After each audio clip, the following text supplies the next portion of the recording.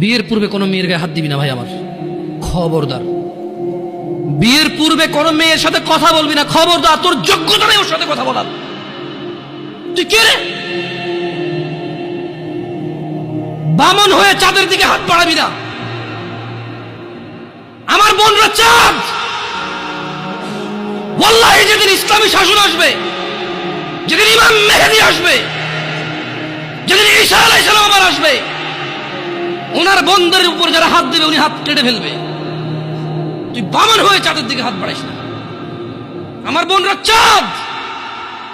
ইসলাম মেয়েদেরকে চাঁদ বলেছে আর তোকে বামন বলেছে। বেটা তুই বেটা ছেঁড়া খাতা শুয়ে লাখ টাকার স্বপ্ন দেখিস, বিয়ের আগে মেয়ের গায়ে হাত দিস? তোর সাহস কত? তোর সাহস কত?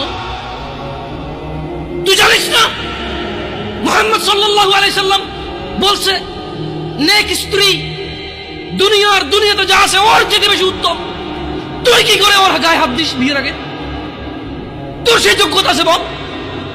তোকে আল্লাহ জাহান্নামে ফেলবে, তোকে আল্লাহ জ্বলন্ত আগুনে নিক্ষিপ্ত করবে, তোর শরীর পচবে, তোর শরীরের গন্ধে জাহান্নামীরা থাকতে পারবে না। তোকে আল্লাহ এত নিকৃষ্ট শাস্তি দেবে।